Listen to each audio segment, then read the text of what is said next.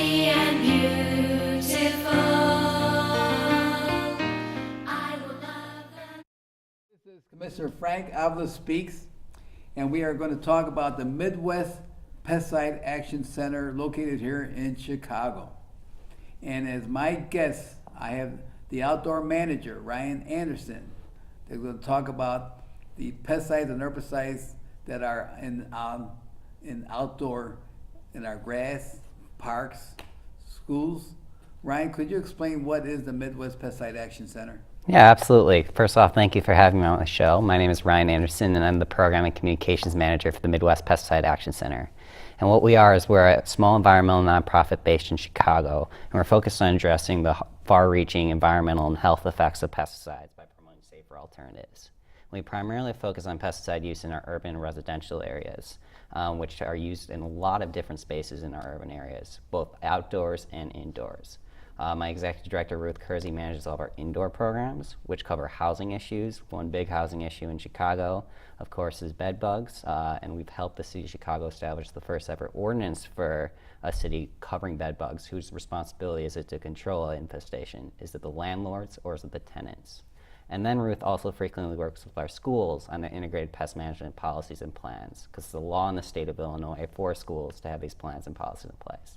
And finally, I manage all of our outdoor programs, which primarily focus on natural lawn care, which is also the topic for today. Yes, and Ryan, what are some environmental concerns relating to pesticides usage in lawns, especially for 4,2-D and glyphosate? Because in springtime, we all want to get rid of our weeds, so we go on and buy weed killer, right? Weed killer. Yeah. It's a killer, right? Ryan, explain the problem there. Yeah, absolutely. So for those that don't know, the 2,4-D and glyphosate are two of the most commonly used pesticides in our lawns. 2,4-D is the active ingredient for Scott's turf builder, which is a weed and feed, which we have a lot of concerns about just in the practice of it. And glyphosate is the active ingredient for Roundup, which a lot of people use to kill their weeds. But focusing on that environmental impact, I always like to talk about risk in our urban and residential areas. And the equation for risk is impact times the probability of exposure. And I would say both are relatively high in our cities and in our urban areas. Looking at environmental impact alone, studies have found that the 30 most commonly used lawn pesticides, 16 of them are harmful to birds, 24 to fish and other aquatic life, and 11 are deadly to our most important pollinator species, the bees.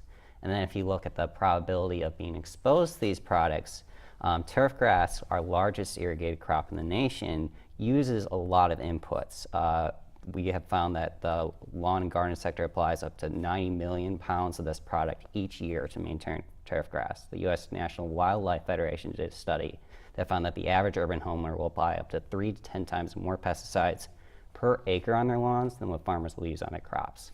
So you add up all this product that we're using in our lawns, and then you see that the environmental impact that you can have, and that's adding a lot of risk for our urban and residential areas. So how does the pesticides, fertilizer leaching, and runoff affect water quality? Because we need water to live, right? Yeah. We have to have a good water supply. Absolutely. So the first thing is going back to those studies that found that of the 30 most commonly used lawn pesticides, 24 of them are harmful to fish and other aquatic life. And that is even more concerning when the U.S. Geological Survey has done studies. And in 2013, they found pesticides in all rivers, lakes, and streams that they tested. So we know that these products are getting in their waterways. And I'm also happy that I also want to mention that this is not just an issue with pesticides, it's also an issue with lawn fertilizers that we're applying. Lawn fertilizers have a lot of phosphorus and a lot of nitrogen in them, and that can create these algae growth. And algae, when they start to bloom, they start to take away a lot of oxygen in our waterways, and that's where we start to see these huge dead zones that we see in the Gulf of Mexico and in over 200 other places in the world. And so we're using about 6 billion pounds of fertilizers on our lawns each year in the US. So that's a large number, and a lot of the times people are applying it during a rainstorm or right near hard pavements, so that risk of that fertilizer and those nutrients running off into our rivers increases even more. So you have the pesticide issue, and you also have this fertilizer issue for algae blooms. Now, what are the implications for our environment and health? Health is very important.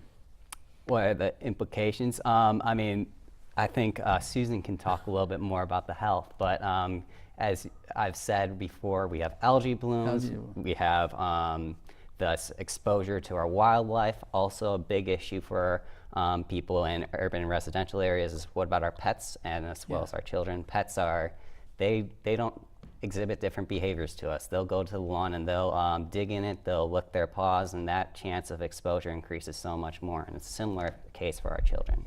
You know, the problem that we find is that a person wants to do the right thing and apply the proper pesticides or fertilizer on their lawn. What can they do to know what to use?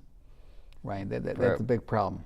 Yeah, so we always like to advocate for the natural lawn care approach, and I'm going to talk about the natural lawn care approach more throughout today. And it's really focusing on building organic matter for your soil, which is really important because organic matter is what our grass thrives on. And you really want to build a strong-rooted system, grass system, so that it can retain pesticides and fertilizers as well as water, so that it's not getting into our waterways and there's not as much exposure. And also the natural lawn care approach, overall you're reducing your use of these inputs, fertilizers, pesticides, and water. So if you kind of take our natural lawn care approach, year by year we're going to significantly reduce these pressures on our environment and also our health.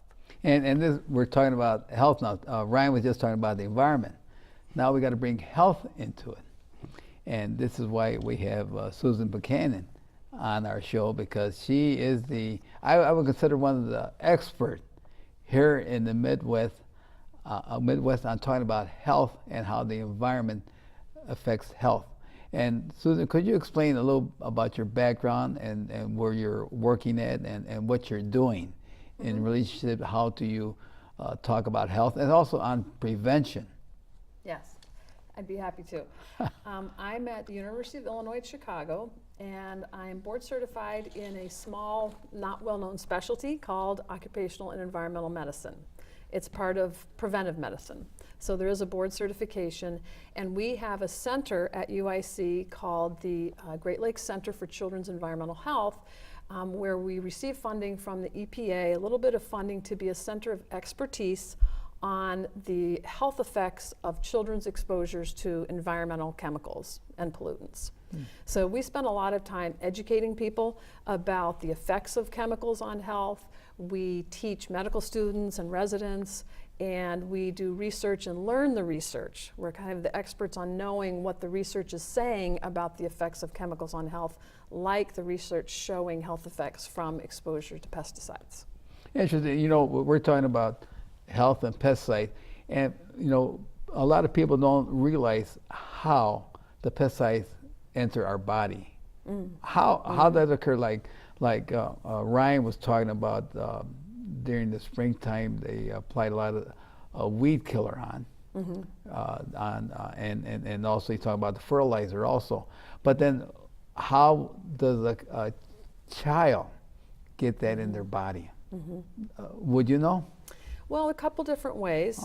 One of the primary ways would be through the skin. Okay. So when pesticides are applied to a lawn or to pets, you know, pets sometimes are treated with flea treatments. And if they're young children that are playing on the lawn or rolling around with the pet, they can absorb the pesticide, the chemical, through their skin.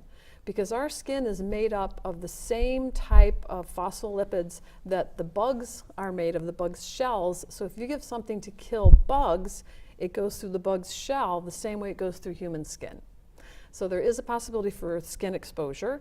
And then children put their hands in their mouths a lot. Yes. So anything that gets on their hands is going to be ingested into their system. So they can actually swallow the chemicals just from putting their hands in their mouths or toys in their mouths.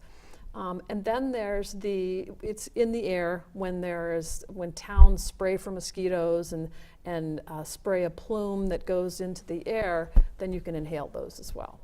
I see. So when besides what we eat, that goes into our body. We have pores that we apply on our body, and that's how our kids will affect their health. Now, do you know, have you done any study on what type of diseases that our children are getting nowadays because due to the chemicals coming into our little kids? Well, there are good studies showing that there are higher rates of non-Hodgkin's lymphoma in people who are exposed to more pesticides.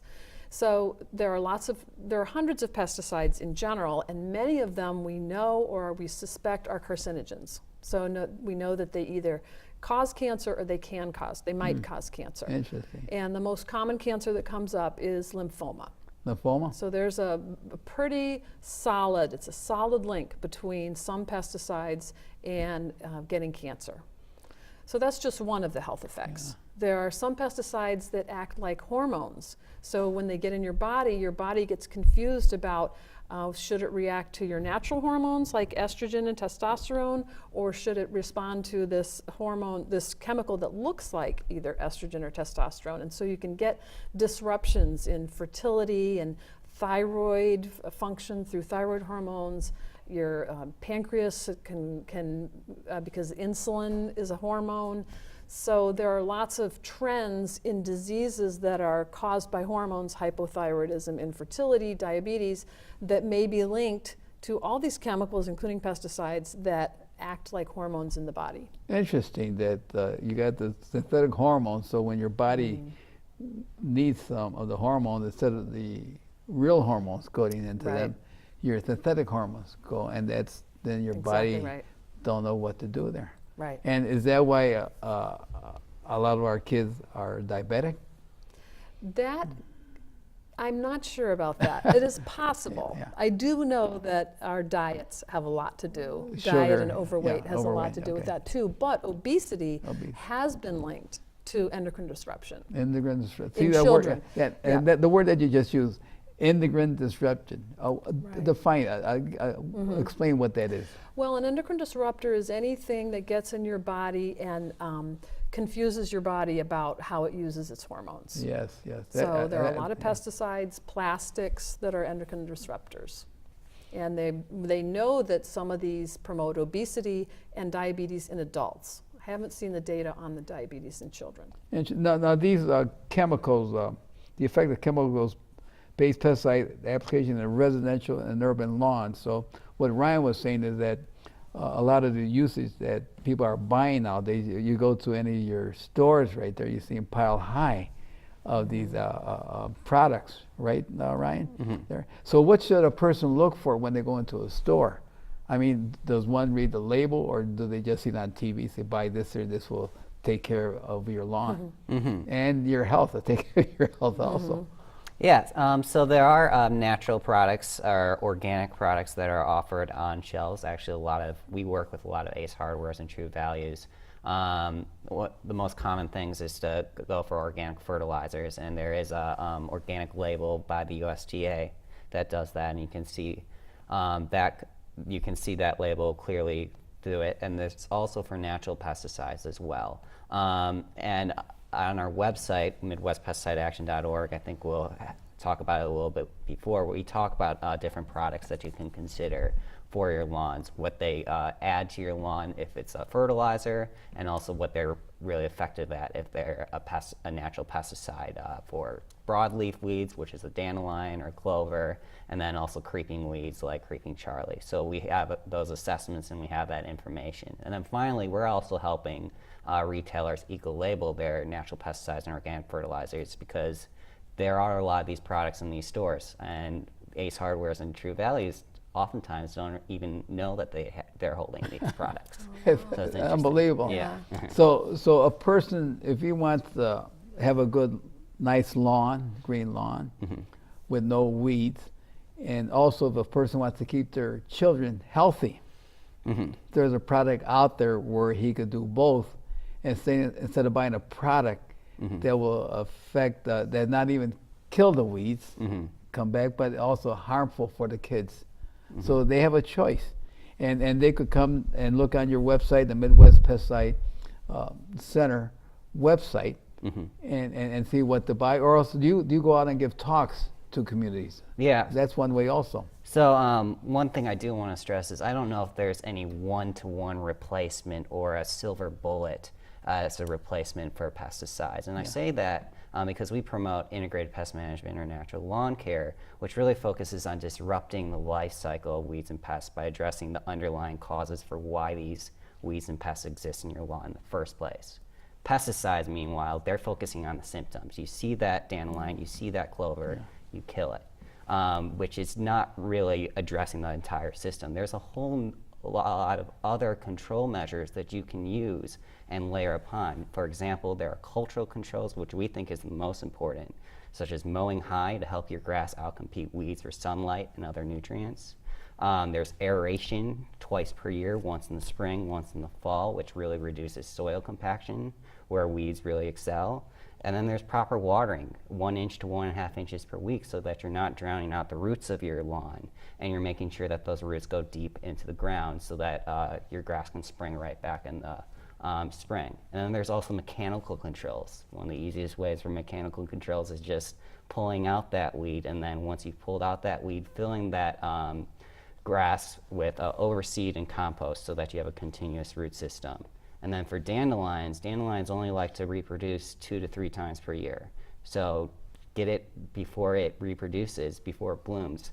Cut off those yellow heads with your lawnmower at those 2 to 3 times per year, and it can't reproduce. And then finally, there are also biological controls, which really is with plant selection. There are grass types out there that are more drought resistant, that use less inputs of pesticides and fertilizers, and that are just better overall than the common grass that we see out there, which is Kentucky bluegrass, which is notorious for using a lot of sunlight, water, and inputs to Interesting. maintain. So you layer all these different controls together, and you have a holistic system to managing weeds and pests without products, and you have healthier grass overall. And this will improve the health of your kids, Yep.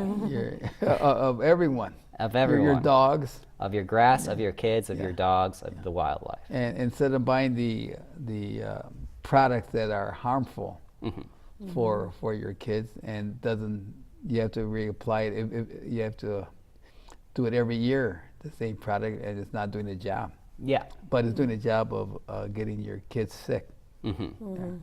Well, one thing that I also promote when I give lectures is to try to convince people to get away from that desire to have the perfect lawn.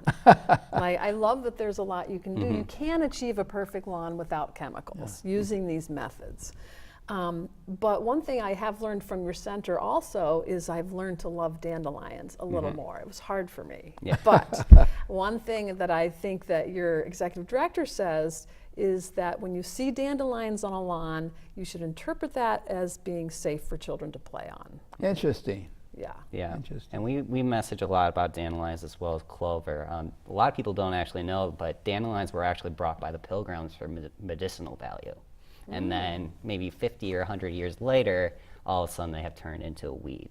But dandelions don't harm your lawn at all. They might be unsightly to some people, but they're great for pollinators. Bees love dandelions, and other pollinators love it for foraging.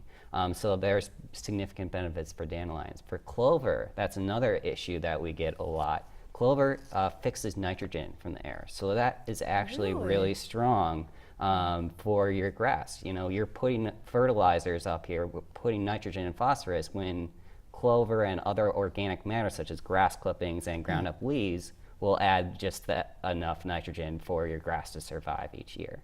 So if you can learn to tolerate those weeds, that it could actually benefit your lawn significantly. Interesting. Susan, how can we minimize pesticides on our health risks? I think one of the most important things that you can do is, if you're going to treat your lawn with pesticides, is to use less of it, or that includes indoors, because as Ryan mentioned, people really tend to overuse pesticides on the inside of the house.